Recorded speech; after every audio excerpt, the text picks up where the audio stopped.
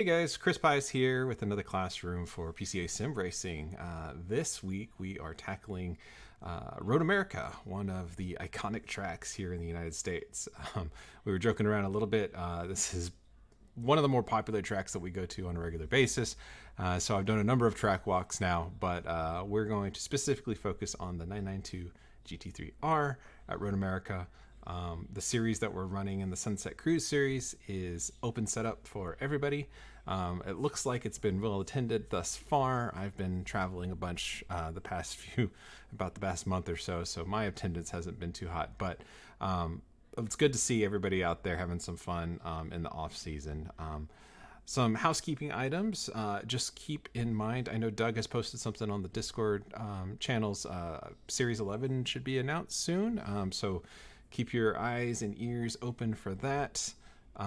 We've got a couple more races for the Sunset Cruise. Remember that kind of the big draw on this is not only are you racing for fun with your bestest sim racing friends, but we also have a pretty cool prize from Princess Cruises, which is a full, I think it's like a 6-night cruise, which should be a lot of fun. All you got to do is participate to get entered to win. With every race that you participate, you increase your chances of winning. So make sure you race and stay tuned for the drawing at the end of the season. With that being said, since we're doing Road America, it is a longer track walk because it is actually the longest track in North America. So I'm going to go ahead and start it up right away with the, if I can find my replays while I talk. There we go. I'm going to start it off right away so we can get started, so we can make sure we can get through it with the hour that we've got. A couple things about Road America to kind of just to be aware of is it's very unique in the sense that a lot of the corners at Road America feel the same, but they're all distinctly different. And we'll go over that in a little bit more detail. But you kind of have these 90-degree plus corners at a number of different corners. So like turn 3, turn 5, turn 6, turn 8, they all kind of feel similar, but they have their own little nuances that we need to be aware of as we're driving. Another thing about Road America is because it is the longest track on the North American calendar, the straightaways are incredibly long. So there is a distinct advantage for putting high end pace in your car, meaning less downforce to get a higher top speed because you spend so much of the lap under full throttle at really high speeds. The caveat, though, is that the turns as well are also extremely high speed, some of the highest on the calendar. And so having no downforce or having very little downforce is going to hurt you in high speed turns, but it's going to help you down straightaways. So there is definitely a delicate balance that you need to achieve between giving you the grip to make sure you don't crash in the corners, but at the same time, don't have so much downforce that you're having unnecessary drag down the straights to where you're going to be slow relative to the field. I put a setup that I was just kind of messing with in Discord. You guys are more than welcome to try it, tweak it. If you've got any questions on that, just let me know. But that's what the setup that I use to set the lap time for the track walk, so you guys can see what I was working with. For me, I like to try to keep the downforce. When I set up a car for this track, I set it up for one corner, which is the kink. The high-speed right-hander that leads on to the back straight right before Canada corner. That corner, to me, is the biggest danger area of Road America, and we'll talk about it in a little bit more detail when we get there. But usually catastrophic things where broken cars occur is because of the kink.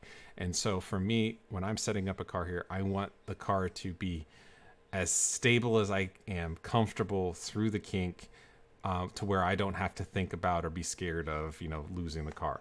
Once I get the setup dialed in for the kink, then I will mess around with the rest of the track to get the most pace possible, keeping in mind that I always want a stable car through the kink.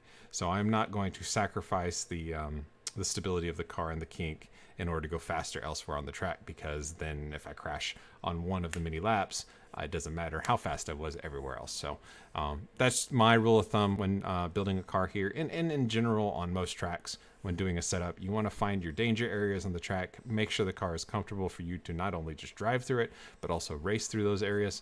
And then if you can get the setup dialed in for that so it's comfortable, then everywhere else you can kind of fine tune it to make sure that it works for the rest of the track. All right. So just for those keeping track at home, looks like I was doing about mid 203s with the setup. I know the track is pretty cool, so 70 degrees Fahrenheit. We'll take this lap, which is the fastest lap that I did. I also did another lap right behind it where I was trying to fuel save. And by fuel save, I mean lifting and coasting, going into brake zones, trying to save tires, but basically endurance race pace where I'm trying to take care of the car, the equipment, and make the car go as far as possible on a tank of fuel. To see what kind of is the difference, the delta between my absolute qualifying pace and a kind of take it easy fuel save pace. And as you can see here, back-to-back laps that I did a 2:03.5 as my quality pace, and then I did a 2:04.1. So about 6/10 between the two of them. And in terms of fuel, 2:04.1, and the fuel savings was, I'm actually going to bring it up real quick so I can give you exactly the numbers. But the fuel saving is probably going to be, I want to say, maybe half a tenth of a gallon per lap, which may not sound like a lot, but over the course of a long race, it starts to add up. So you always want to kind of, in my opinion, on longer races where you have a pit stop, if you can save fuel, every little gallon of fuel that you save is less time that you spit in pits when you sit and take fuel. And you can actually get past people pretty well when you are not taking that extra fuel. So yeah, so my qualifying lap, I used 1.01 gallons. In my fuel save lap, I used 0.95 gallons. So 0.06 of a gallon less. Over the course of a entire stint, I'm probably saving a gallon of fuel, which could be a couple of seconds depending on the fuel rate of the car in pit. So anyway, we can talk about that more a little bit later on, but in the meantime, we'll go ahead and take a look at this lap, my qualifying lap, and we'll talk about the lines. Let me get the camera working right. The nice thing about the 911R here, or the GT3R, is it has a lot of stability, especially in the rear of the car, which really helps it get around here pretty quick. All right, so we're coming down the front straight here at Road America. In general, the thing that we need to try to do is maintain our momentum. I know we're in a GT3 car. I know our GT3 cars have got a lot of horsepower and they can come out of corners pretty well. But every mile an hour we overslow the car is another mile an hour we're going to have to accelerate back and try to get back. So if we can avoid scrubbing too much speed going into corners and keep our momentum, the better. And so in general, the idea I try to make it is you want to slow the car down enough to where you make the corner, but you don't want to go any slower than you have to. Remember that if we think about the tire or the traction circle and what tires are doing underneath the car, if we don't have any braking in the car or any accelerating in the car, then we can use the amount of grip that the tires can give us at any given time. We can use all of the tires' grip for lateral grip, so going around the corner. So when we're going around these 90 degree and sometimes more than 90 degree corners, if we don't have any braking or any accelerating while we're right there kind of at the apex or approaching the apex, we're allowing the car to give us the maximum amount of its grip in lateral grip, meaning the ability to turn. If we are on the brakes and turning, so we're trail braking in, but we trail brake too much, what tends to happen is the tires will not give us enough lateral grip to make the corner, so we feel like we have to keep decelerating.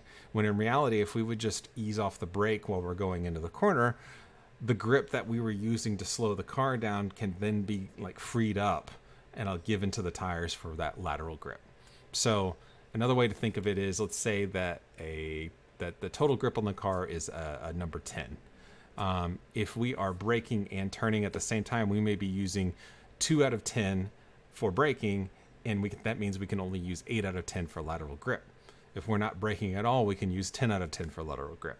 And we want to be using that lateral grip whenever we're turning, not sacrificing it in either accelerating or decelerating. So the idea is get off the brakes, roll the speed through the corner, get back on throttle early to drive out of the corner. So whenever I say drive through the corner, what I'm meaning is get your turning in done early, get your braking done to set up the balance of the car early so you can get off the brakes, roll the speed through the corner, drive through the corner, and get on throttle early to get a good acceleration coming out of the corner. Okay, with that being said, here's turn one. We have a nice, really good visual cues in not only this access road, but we also have some cones and some white lines on the track. Cones are great, except that if somebody runs a little bit wide, they can take out these cones. So we don't want to absolutely be 100% reliable on the cone. What I tend to do is I'll use the cones if they're here. They're great visual. They stick up out of the ground. But I always have a backup or a secondary for anything that would be able to move. So I've got this access road here is kind of my warning, hey, brake zone coming up. And then I've got the lines on the ground, which can help me as well. In the GT3 car at this temperature and this setup, I was finding that if I broke pretty much at the 3 cone, I could get the car slowed down enough to make the corner. It is a firm brake pedal. As you can see, I'm at 80, almost 90% brake pedal because I do need to slow the car down. We're coming down from like 165 miles an hour. And then I'm going to turn in somewhere just at the beginning of this at this candy stripe curbing on the left. I'm not looking here. I'm actually looking over here towards the apex. My visual cue is through the corner. I'm never looking out here to the left. I'm just saying that if you are somebody that relies on points to drive point to point, I'm guessing I'm probably turning in somewhere right here. So let's see where it is. Yeah, so right at the beginning of this curbing. But for me, I'm looking at the corner. I'm looking for a sight picture. I'm driving through the corner. So I'm looking down for apex and track out at this point. You'll notice that I'm trailing as I turn into the corner, and as I start my turn in, I'm trailing the brake off, so I'm coming out of the brake to where I almost have zero brake in the car at this point. So as I mentioned in the beginning, I'm trying to get off the brake and transfer the amount of grip in the car to 100% lateral grip. So when I get off the brake, I'm settling all the weight and everything on the left side of the car. I am allowing the tires and the car itself to give 100% of its grip, 10 out of 10 for lateral G's. So I am allowing the car to take this corner with as much grip as possible. I'm coasting through here, so even though I'm coasting and I don't have anything on the pedals, I'm still scrubbing speed because I've got steering angle in the car, and then also the car is decelerating due to gearbox friction and friction with the track and all that. But I am allowing the tires to give me lateral grip. Chris, can I interrupt on a question on that point? Yeah, sure. Go ahead. Since you are slowing and scrubbing, is that not reducing the traction circle? Would a very slight amount of throttle maintenance provide more grip? I've contemplated that, but I've never had an answer. You can't. So at some point, and that's an excellent question. At some point, not only the traction, so the traction circle, we teach it in a laboratory. It's a circle, right? But in reality, it is not a circle. It is a moving nebula, an amoeba. And it depends on things like track conditions, weight transfer, where the grip in the car is. So for instance, if you come into here in this corner and you add a little bit of maintenance throttle to try to maintain speed, so you're not slowing the car, what ends up happening is you're transferring the car's balance and you're pushing it a little bit to the rear of the car. So you're raising, or relative, you're raising the front end a little bit and taking a little bit of grip off the front tires. What that's going to end up doing is that's going to end up giving you less relative grip on the front. If you don't have any inputs in it, the everything's relative. Relatively, the car has a little bit more weight on the front because it's still slowing down, right? So the front of the car is actually pushing the front tires into the ground. Well, we want the front tires to have grip, or more grip maybe than the rears, because we're trying to still turn the car. As soon as we transfer that weight off those front tires at all, you're going to start to get understeer and you're going to start having less grip at the front. So the car is going to actually start trying to push and understeer off the track. So what ends up happening is by adding that throttle, you might be saying, well, I'm keeping the grip of the tires. I'm not slowing the car down. I'm keeping the grip consistent by maintaining a consistent speed and allowing it to have 100% lateral grip. In reality, you're not having as much grip on the front tires, which are the turning tires that you may want. I would agree with that at 50% throttle or greater, but if you're at 20, 30%, 15, 20% throttle, then you're still going to have some reduction and still some forward weight. Yeah. And so for turn. And that's where you start.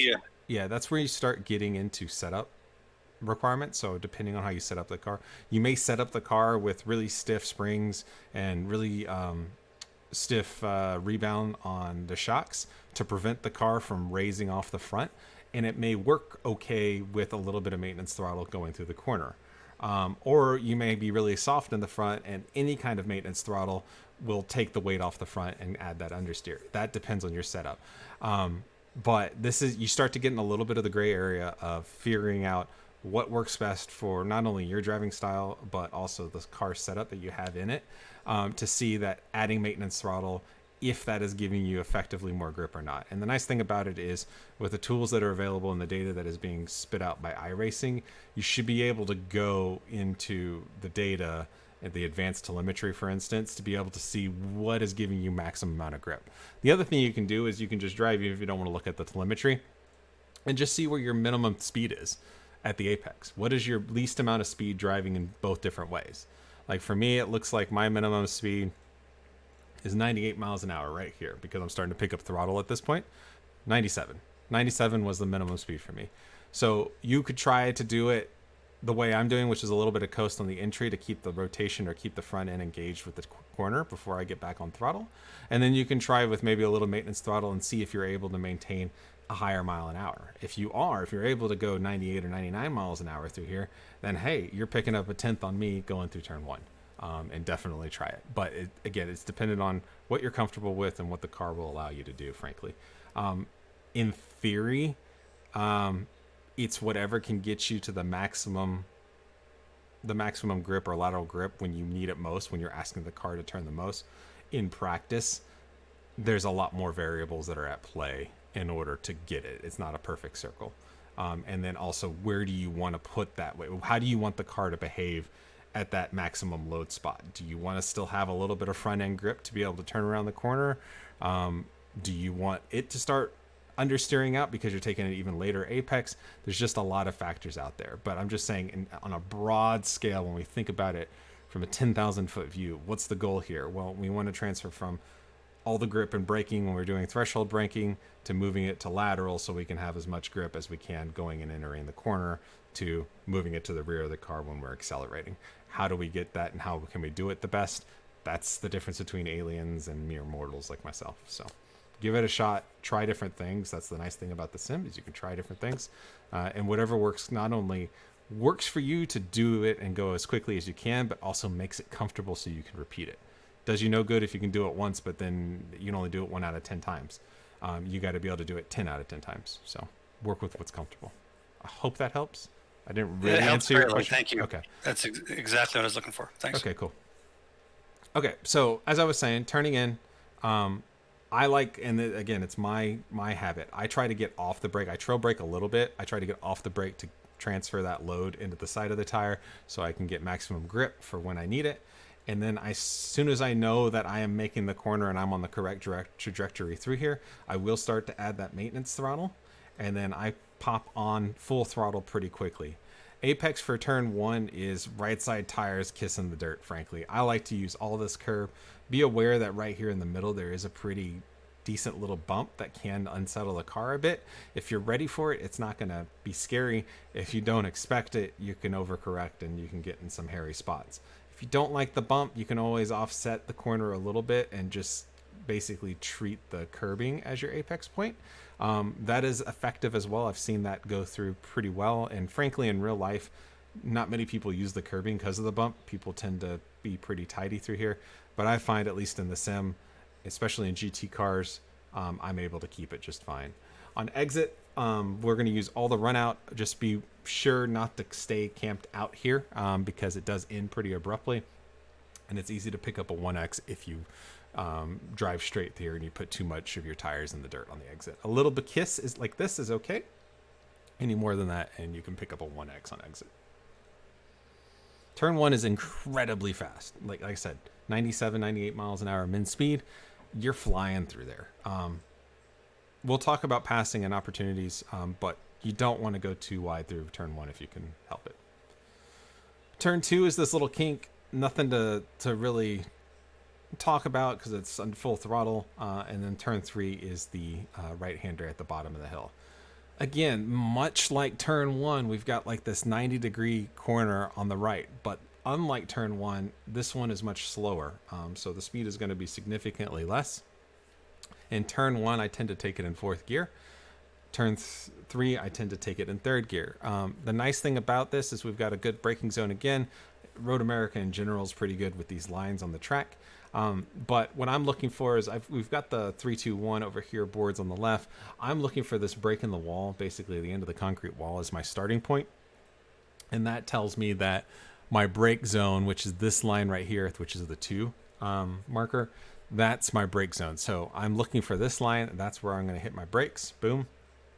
Much like the entry to turn 1, threshold braking, so going to about 80% 8 pedal. And then I downshift to 3rd gear. And then what I'm trying to do here is I'm actually trying to get the car down to the curbing and ride the curbing around. So I treat it like a carousel. So whenever I say carousel, I mean that the apex is a zone. It's not a specific point. So I'm kind of riding the curbing all the way around. It's not just a one single defined point like a traditional corner. So carouseling this corner, I'm going to try to get down to the curbing, and I'm going to ride this curbing all the way around in 3rd gear.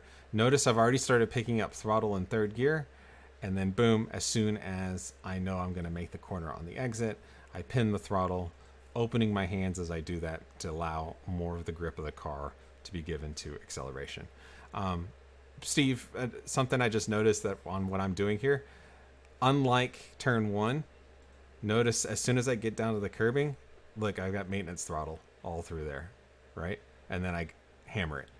So again, it depends on the corner, it depends on the situation, depends on the setup. Where turn 1, I'm letting the car scrub some of that speed at the end without actively putting the brakes on it.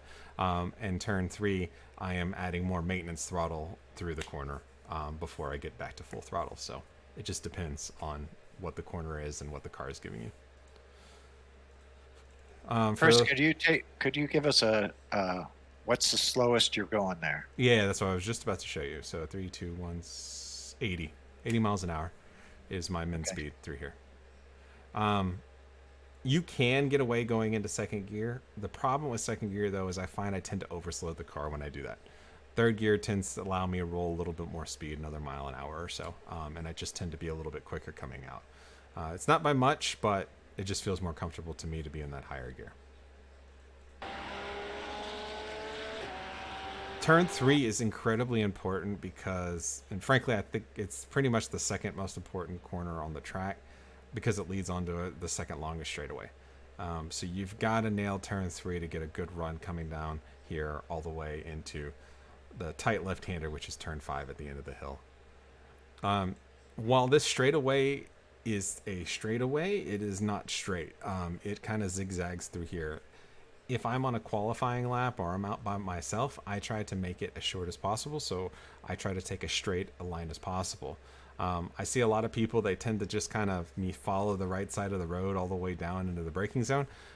That's fine, but at the end of the day, I want to go the shortest distance possible because that's just maybe another couple hundredths of a second. So you'll see me apex this left side and just keep it as straight as possible all the way into the brake zone for turn 5. Turn 5 is another great brake zone. We don't have lines on the ground, but we do have these boards right here in our vision.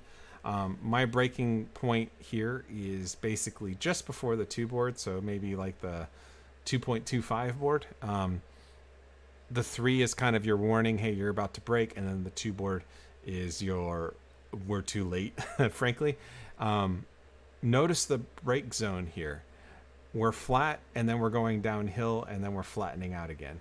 So right when you get heavy on the brakes, the track is falling away from you. And so your brake zone is going to be elongated by that.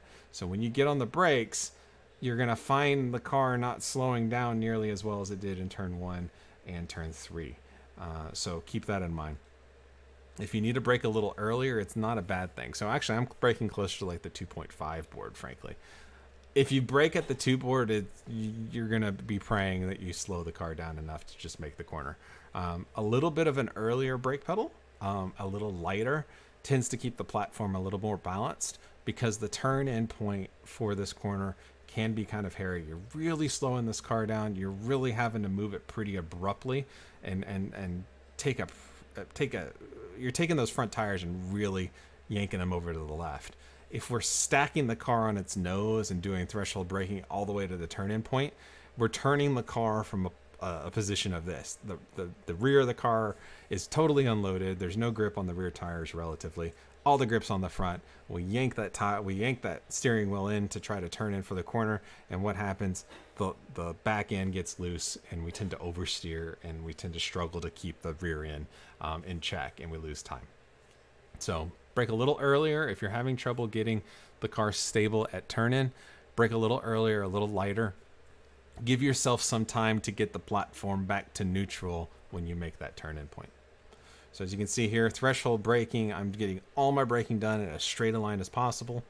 So all the grip is used for braking. And then you can use all this track over here on the right side of the candy stripe. It's totally open game.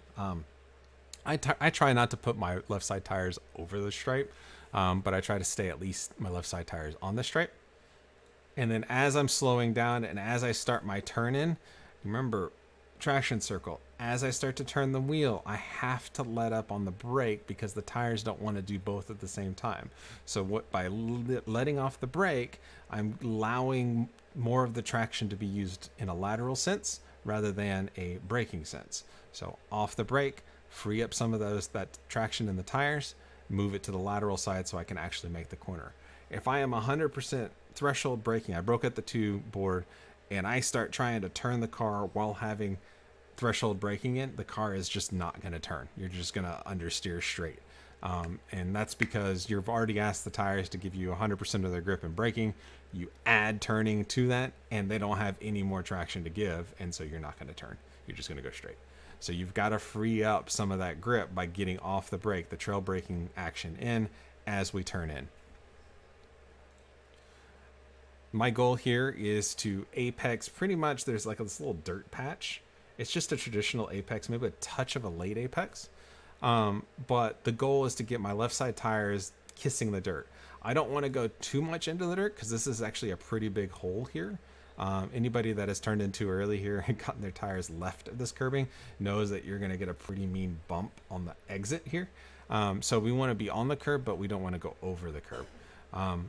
We're going to roll the speed through, so you can notice that I'm basically barely on any pedals. In fact, you can see at this point, I've barely got any brake in the car. So you can see I've turned in, you can see where my wheel is. My wheel is almost 90 degrees, and my brake pedal is 5% maybe. And that's just to keep a little bit of scrub on the front tires so they're digging into the ground and give me a little bit more rotation. But I'm basically just kind of coasting with the first part of this corner. Once I do my final turn in, I'm off the pedals. I transition right at the apex, and it is a fast, it's not like 0 to 100. It's a roll on the throttle, but roll on quickly. When I do that, I shift the weight of the car to the rear of the car, and I stabilize that rear of the car by putting those big fat Michelins, put all the weight on them. They squeeze and pancake into the ground, give me a ton of grip in the rear, and accelerate me and launch me out of the corner. I'm in second gear coming through here. If you get in a situation where the car is trying to like move or trying to wiggle and oversteer on the way out, just open your hands a little bit. Take away the grip from the lateral movement of the car. Straighten your hands. If you straighten it, then you're freeing up grip and you're allowing it to give it to the rear tires for acceleration instead of lateral grip. Hopefully you don't touch the dirt. with a new iRacing change is any touching of dirt tends to slow you down a little bit. This is not really going to do too much, but ideally you won't touch anything at all. In terms of min speed coming through here, 64, 63, 60, 59, 58, 57, 57. 57 miles an hour through there. All right, any question for through the first part of the track?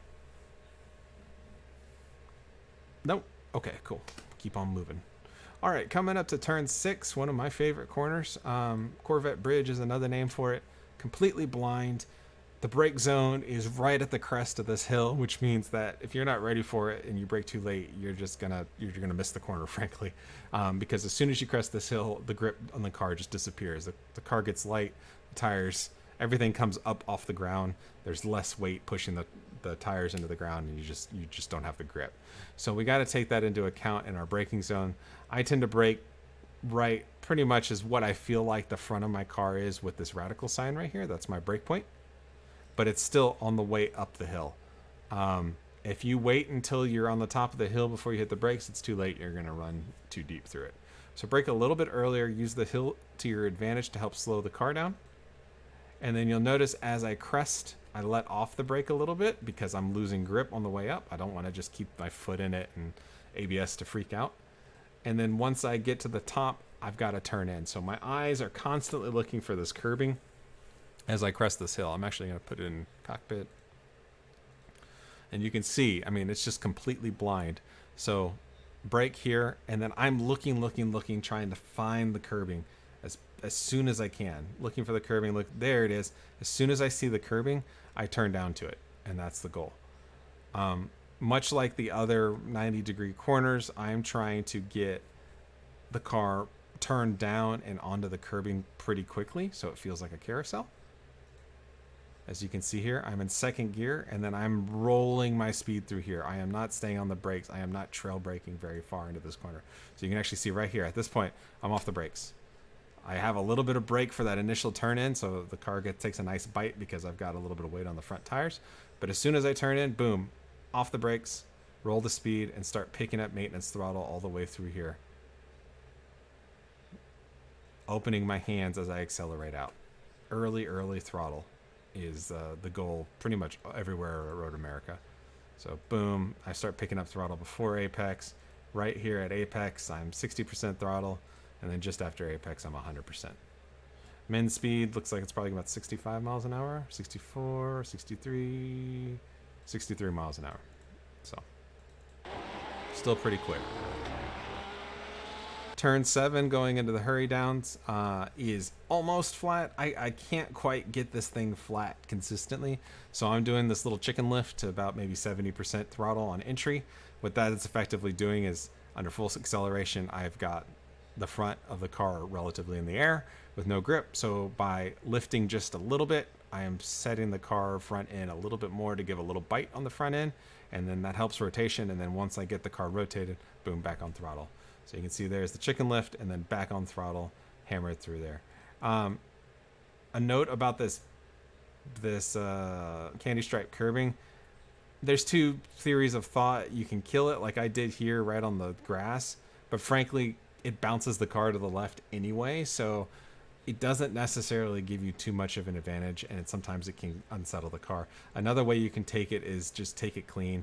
Don't get up on the curbing and just basically kiss it with the right side tires.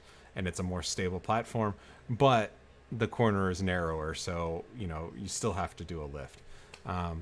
Track conditions, if it's not, it's already pretty cold. If it's not really cold and really grippy, you're probably not going to be able to take this flat. If it is really cold and really grippy, you can take it flat. It has been done before, but it can be sketchy. Work up to it. Don't just go out there on cold tires and try to be a hero.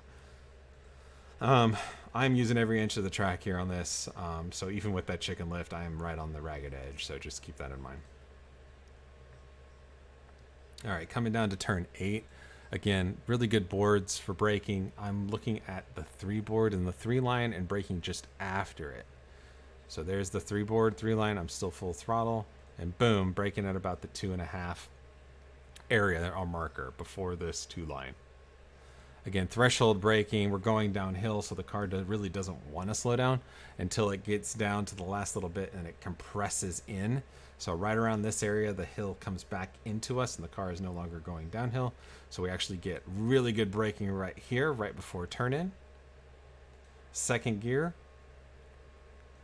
And it looks like turn 5, but it isn't turn 5. And the biggest difference here is we've got a little bit of camber on the apex. You can see how much of the track we can see, which means the track is helping us.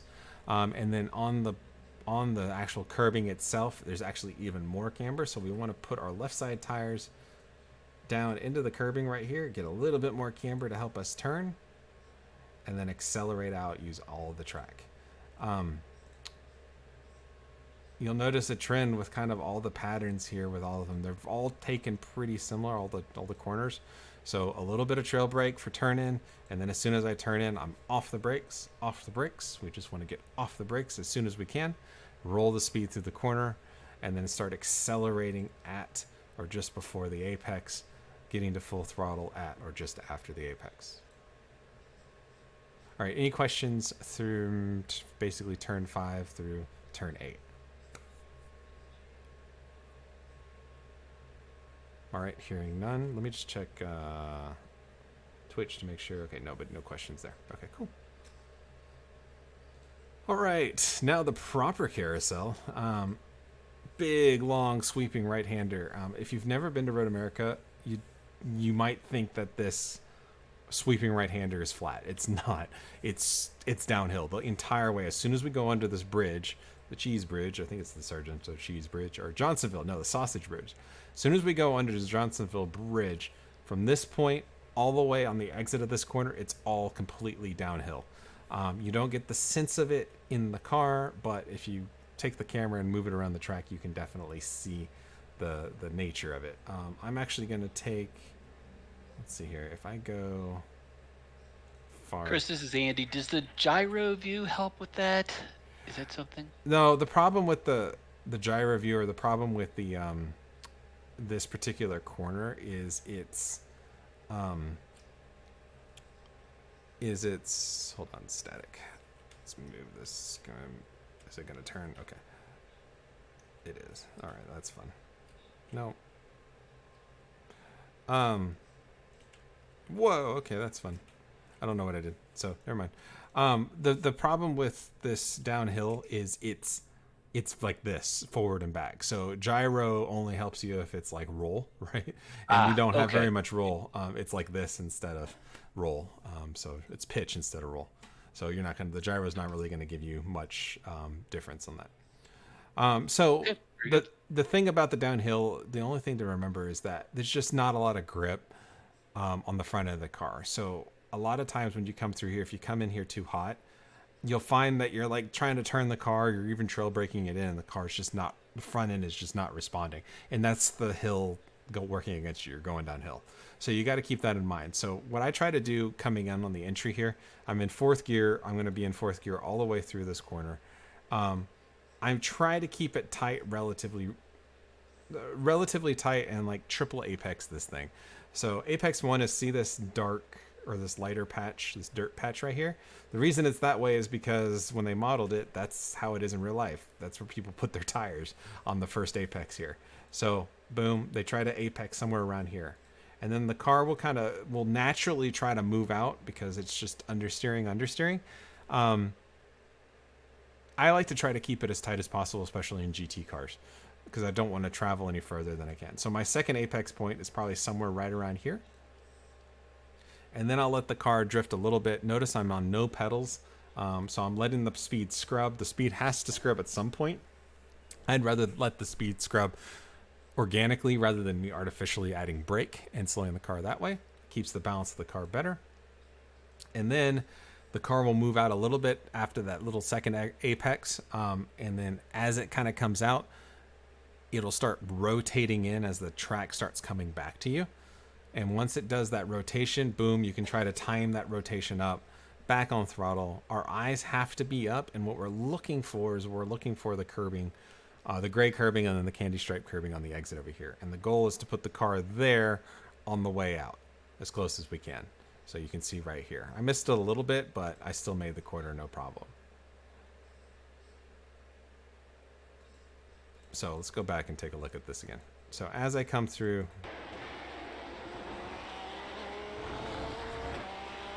here, I turn in 4th gear. There's the first apex. Keep it nice and tight. A second apex would be somewhere around this area. The car will drift out a little bit. It will start its rotation at this point, and then as soon as it starts its rotation, back on the throttle to hit the final apex over here at the curbing. You can also think of it as a 2 apex corner, so that first one, and then let the car run wide, and then kind of try to diamond it mid carousel, and then hit that last point if you want.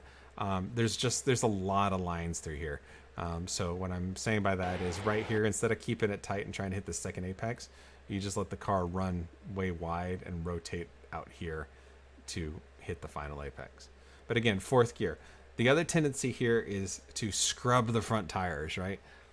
The car is only going to turn as much as it can. You adding more steering angle beyond that is just killing your front tires. You're not going to get any more steering out of the car by turning the wheel and then keeping turning it and turning it. That's just turning your tires more and more and scrubbing it across the traffic and causing that front left tire to yell in pain and burn your grip. A lot of people coming through here add way too much steering angle to the carousel because they think they need it. And what ends up happening is you just get that front left, you're just scrubbing the front left and killing it over the course of the stint. So keep that in mind. This is this corner is just murder on that front left already. Don't help it by adding unnecessary steering input. So if you actually look at my steering angle through the whole way through here, I never actually get to 90 degrees. I'm getting close, but I'm never at 90 degrees all the way through here. If you're crossing your hands at any point through here, you're adding too much steering angle. You're going too fast. You need to slow the car down a little bit more, let the rotation happen naturally, and steer with the accelerator a little more than the steering wheel. Chris, while you're still here, will you address the fact that a lot of people go wide there to let people through, and it is so dangerous to go wide in the carousel? Where do you say that? Like an entry? Yeah, I mean, I'll see a fast car take the inside here, and a slower guy let him by getting out there to the left right there. Oh, out here. And yeah, and you can never get back if you go out there. Yeah, if just in general, even if you're not a slower car trying to let somebody by, out here in the left is just, especially as the race goes on, it's just death. It might as well not be track, because as so much load of the cars going through here are spitting marbles out here to the left. As soon as you get into the marbles, all grip disappears, and the track kind of falls away as well. So if you get way out here and you start creeping towards the left side line, whether you're driving out there to let somebody by, which is not a good idea around the carousel. Don't let anybody by in the carousel. Just drive your line and let them by after it. Or if you just take it in too hot and you go too deep, the risk you run is you're just going to run out of road. You're going to run out of grip and you're going to run out of road, and then you end up in the kitty litter. So keep it tight.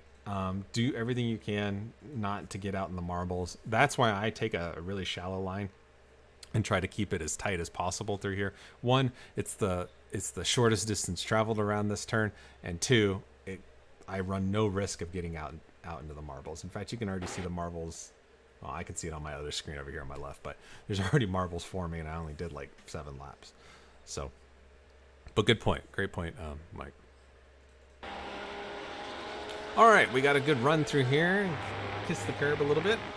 And now we're coming up to the famous kink. This car with this setup and this temperature and this track state can do the kink flat. No problem. After the first lap. You may even be able to do it on the first lap, but the first lap with cold tires, a little bit of a lift is probably a prudent thing to do. And then after that, you can take it flat. Work up to it. Don't try to take it flat and just like send it and hope and then hit the wall, because as soon as you take it flat and hit the wall, your confidence is going to be shot.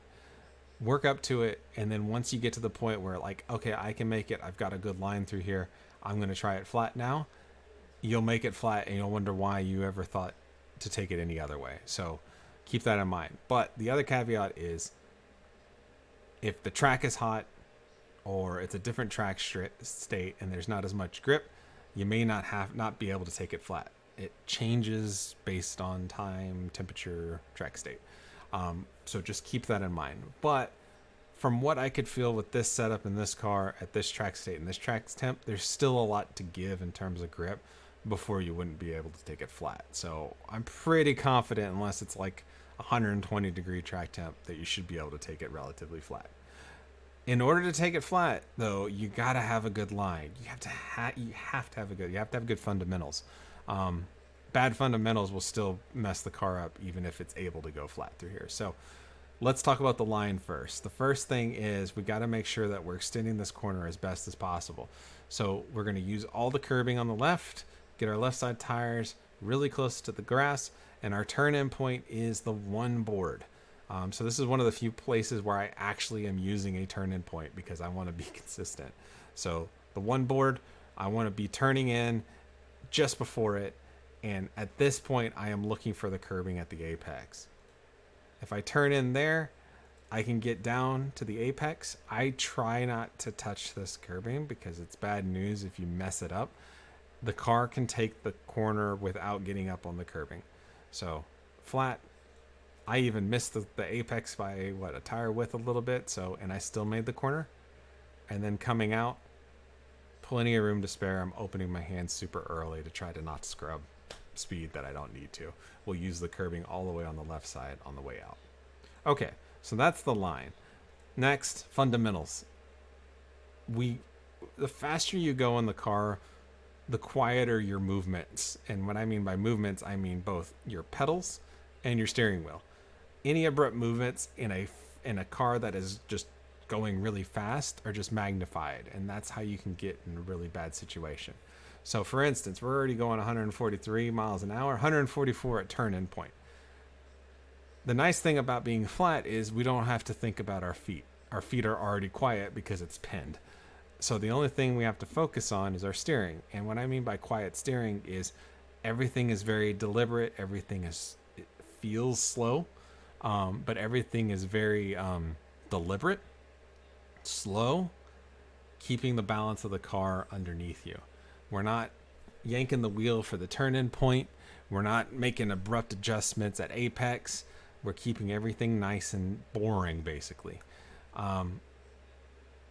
If you weren't, another thing to think about on your feet while we are flat, if you're mid-corner and realize, oh shit, I'm not going to make this corner, and you pop off the pop off the throttle, what's going to end up happening is you've got a car in this current state. You pop off that throttle right at the apex. You're taking the car from this to this.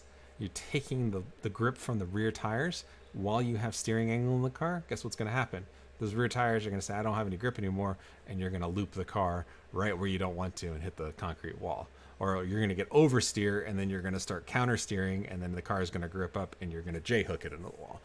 That happens all the time through the kink, and it's because people tend to be really abrupt with their movements. So keep it quiet, keep it deliberate, and just try to not do too much to upset the car.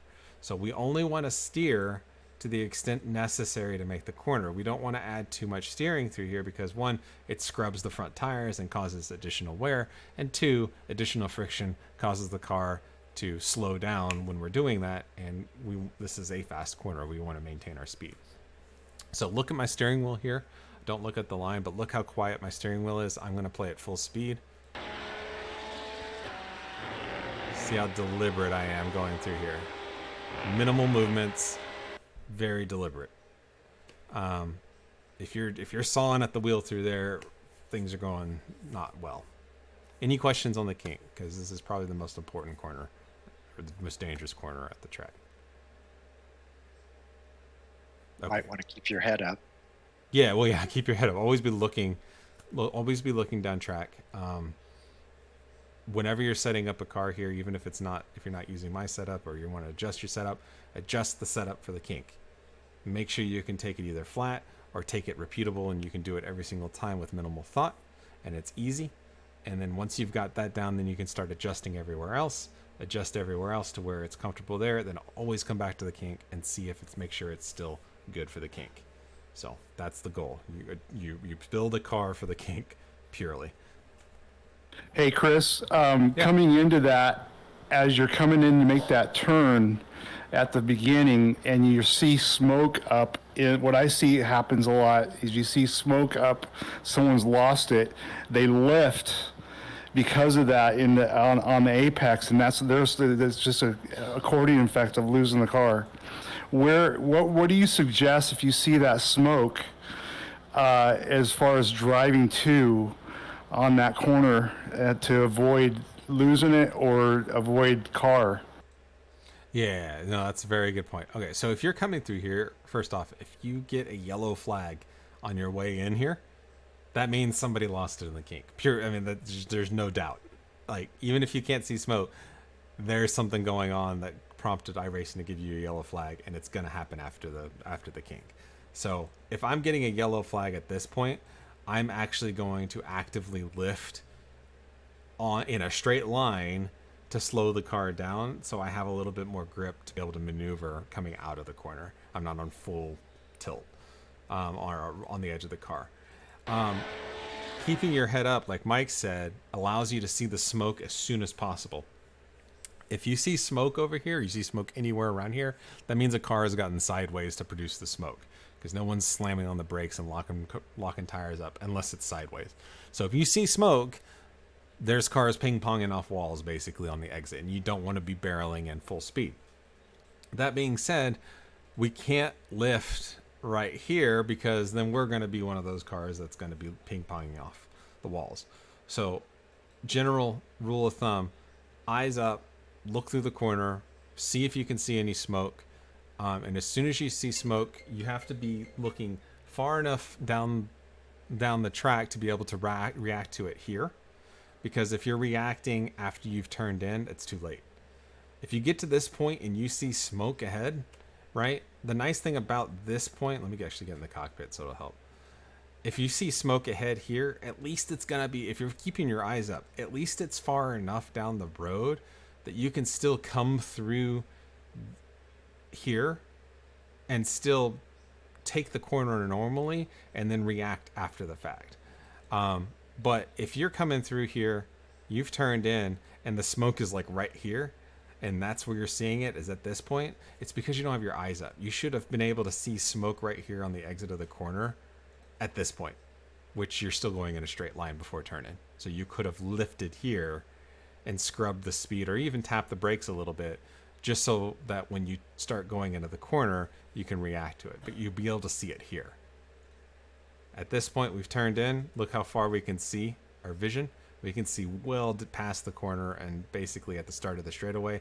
If the smoke is way down here, then we should be able to get through the corner okay and then be able to react to it once we get out of the corner. That's the only way to be able to kind of do it. Anticipate smoke, but don't be scared of seeing it, right? And if you see it, know how to react to it, but don't do abrupt movements when your car is 100% on edge, because you're going to be one of the wrecked cars at that point. Do what you can to slow down, keep the car nice and controlled on your way through the corner. And you can take this corner at half throttle. You don't have to have it 100% mashed through here. But what I'm saying is being 100% full throttle through here takes one of the two factors out of being quiet, which is your feet. But if you just keep a constant throttle through here, even if it's half throttle, the car is going to be stable because you're keeping a nice neutral platform. If you're full throttle, you don't have to think about it because you're not moving your feet at all. It's those that if you're full throttle and then you hop off of it to zero throttle mid corner, that's when that abruptness in your weight transfer, that's what causes the problems. Great question though. It's tough. It's really tough. And the people that aren't here in the classroom may be the ones that are involved in the wrecks. So you got to keep your eyes up. If you've got a gaggle of cars in front of you that are fighting and they're side by side and are coming up to the kink, and you got 4 cars in front of you and they're side by side and they're about to take the kink side by side, expect problems lift early. Even though you don't see smoke, if you lift a little early when you see them side by side, you may prevent yourself from being part of the or piling into them on the exit. Remember, if they're going side by side through the kink, they're going to be slow. They cannot take it full speed, full beans. So by giving maybe a little bit of a half lift behind them, you can't pass them through the kink, but you're giving yourself a little bit of room in case they have a problem with the head. All right, let's say we went through the kink just fine. Now we're coming up to Canada Corner. Down the straightaway, we want to be on the left side of the track. Again, great brake markers all the way through. We're going to brake just before the 3 board. And this is actually one of the instances where we have an early turn in. And I'll show you what I mean. So I'm braking right here, probably about the 3, just after the 3.5 point in the braking zone. Threshold braking, we are eating the ABS, frankly, in this car all the way down. And then I'm going to turn in pretty much at the 1 board. Normally, you would think for this corner, you may try to, super late apex it, which you would be correct, except for there's a lot of camber on the inside of this corner, and we want to use it to our advantage. So we're going to turn in what feels early, always feels early, always feels so early here. Down to 2nd gear, get our right side tires, kissing this dirt patch. That's the reason it's dirt, is because people drive over it. In through there, off the brakes, much like all the other 90-degree corners around this track, and then accelerate and use all of the gray area as track out. Get the car over. We can kiss the dirt on the exit right there, but no more, so we avoid the 1X, and then we sail through. Where people tend to have problems with Canada is they tend to brake too late, and if you brake too late and you go too deep right here, the further you go here straight, the less grip there is, and the car just doesn't want to turn, and you have to overslow the car to finally get it to turn. Or somebody's trying to make a move, they come down the inside and they brake too late, and you get in a braking battle with someone, and it makes it difficult to take the line. In general, trying to get down to the curbing and treat it almost like a little mini carousel tends to be a little bit better through here. But I find that the sooner you can get down to the corner, the more grip there is down here for whatever reason. I think it's the camber, but there may be something else going on too, but it just tends to be better. It's a tough corner. It really is one of the harder corners on the track. If you run wide here and you drop a tire out, just open your hands and kind of just recover. It's very easy to loop the car on exit. If you get too wide here, I've seen so many cars, both in real life and in sim, end up in these tire walls on the right. That's why the tire wall is actually here, is because of the oversteer that can come out of Canada and result in a spin into the tires. Coming up to Bill Mitchell Bend, very fast left-hander up the hill, blind at the apex, which means that we lose grip up there.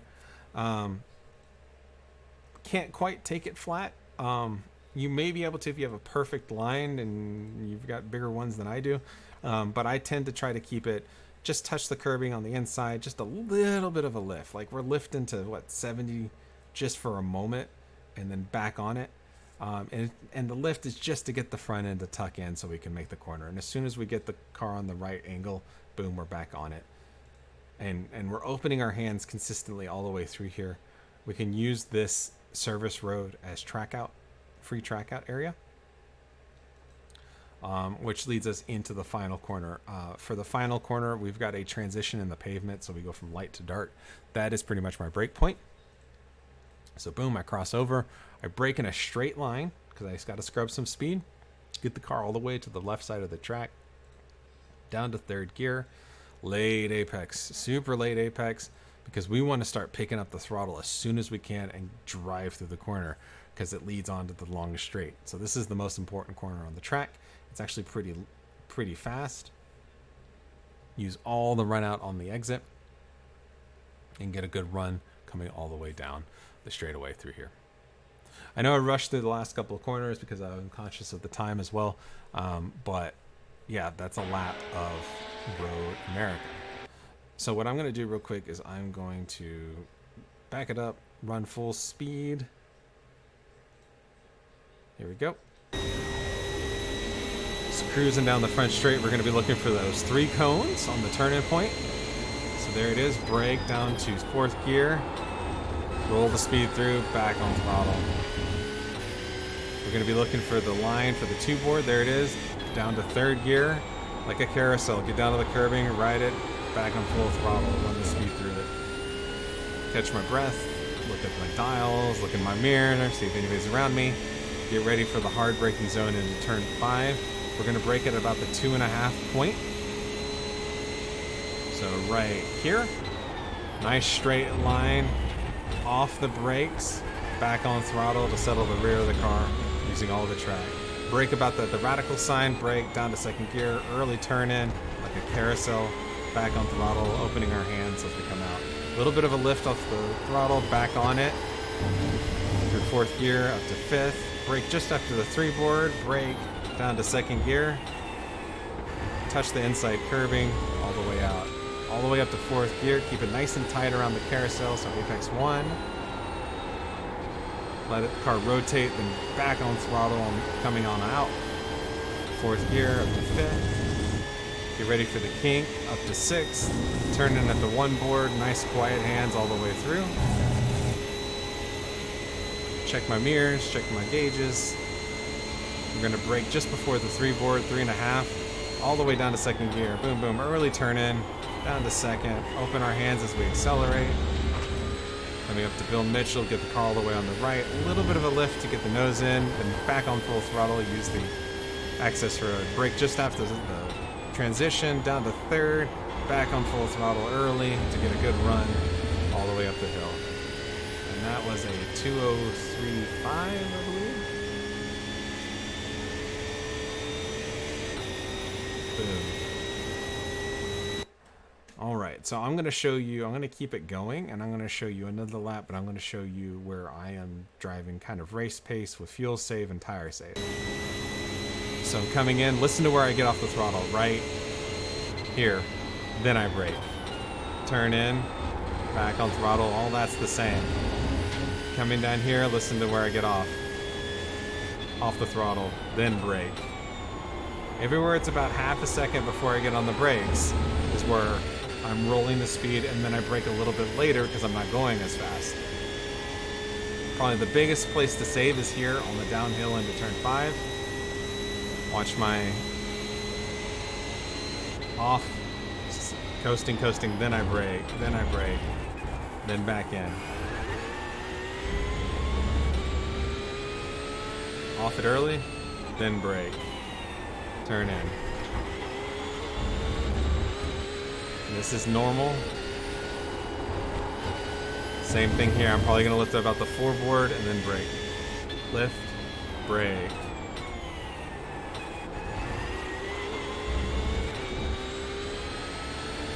This is all going to be the same because it's just, there's no braking zone anywhere in here. Same thing with the kink, it'll be flat.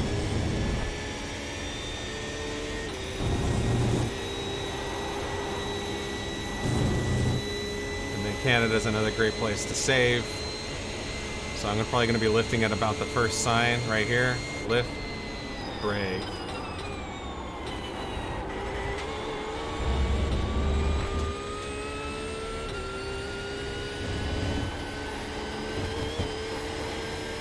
Same thing here, lift, brake.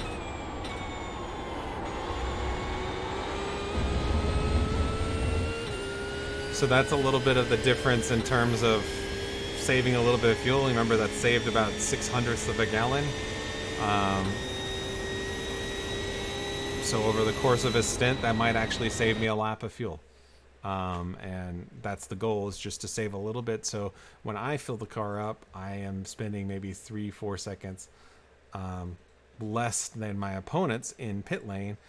If I can keep up with them while fuel saving, because I'm not able to make a pass on them on the track, I can easily pass them in pit lane by coming out 2 seconds, or stopping 2 seconds less than they're stopped. And it results in an easy pass in pit lane. So it's one of the things that you kind of got to master, especially as you start moving up the ranks and you start getting up into the higher classes in PCA, where everybody's got pace. You got to start finding ways to differentiate yourself from the field and figure out how to make good passes. Easiest way is in pit lane. So, any questions? I'm glad you showed that because I've tried to do that before and it's very difficult. It just takes a lot of practice, I guess. It takes a lot of practice, but once you start getting into it, I find when I start going into kind of fuel save mode, I tend to drive more consistent laps, and I'm saving fuel and I'm saving tires. So the thing to remember is that when you lift, as soon as you lift, you're no longer accelerating. In fact, you're decelerating, right? So if you're lifting before the normal brake zone, you never got to the top speed that you normally would have, meaning you're going slower, which means if you're going slower, your brake zone can be even later because you're not going as fast, right? You don't have to slow down as much. So you'll lift a little bit earlier, but you will brake later. And if you can get it and you can get kind of the transition, get the feel of it, you really won't lose much time at all if you're doing it properly. So it just takes practice, and it's a skill. The best way I can say to kind of work on it is do more endurance racing, longer racing, and just try to get in a groove and see how it feels. Drive within yourself. Don't try to drive qualifying laps. You'll find yourself making less incidents, so picking up less incident points, and you'll find yourself you're driving more within the car's limits, and within your limits as a driver, you'll make fewer mistakes, and you tend to just be more consistent overall. So, and that's the goal. Hey, Chris, I hadn't had a chance to look at your setup. I'm curious about two things. Number one, what wing did the setup end up running? And number two, I noticed you're in sixth gear before you go into the kink. Are you running short stack or FIA for gears? I believe it's short stack. I'm not totally sure, but I think it's short stack, which I didn't mind the gearing on it. It just made everything pretty simple, because I like to run higher gears anyway through most of the track. But check it, and then I think the wing's 11.7. But again, check it. So I think there's a little bit more wing that it can give. So if you're having problems losing it, which I don't think you should. I mean, it's felt pretty darn stable. If anything, if I was messing around with it a little more, I might actually take some wing out so long as I can keep it stable in the kink. But that was kind of my feeling. Well, the medium downforce sprint uses FIA gears, and I think it uses a 9 wing. Okay. But curious, I'll try your setup and see what happens. Yeah, give it a shot. And like I said, that was just me messing around for a couple of laps, just kind of trying to get something out there. So try to see what feels best for you. But what works for me may not work for you guys. So always do what's best and keeps you nice and consistent, regardless of whatever I do. I'm not always right. Well, the VRS setup has a 9-point-something wing, and it has slower times than you. Oh, okay. So shocking. I actually is shocking. I'm usually not faster than VRS. So give it a shot. Like I said, the car feels really, really stable. Like I could drive that setup with my eyes closed and half asleep. It really was not, there was no drama in it. So see what you think. If you're having problems with it or something's not where it doesn't feel good, let me know what's going on, and I can point you in the maybe a right decision or something to make it a little bit more stable. But like I said, I wasn't having any problems with it. It felt pretty darn good. It felt very racy. I'd be comfortable going too wide with a lot of people with that setup. So cool, as usual. Thanks, Chris. Yeah, no problem. Any other questions? Anything else? All right. Well, have fun. The race isn't until next week, but I wanted to get this out so you guys have plenty of time to practice for when the family gets annoying. You can always run to your little man or lady cave and get some practice in and get away from the family. So good luck. Have some fun. It's one of the more fun tracks that, in my opinion, that's in iRacing. You can learn a lot and develop your skills as a driver at Road America. It's a lot of fun. Sorry for exclaiming at the beginning of it. I thought I was on mute. No worries. I thought it was part of the broadcast. I thought it was all planned.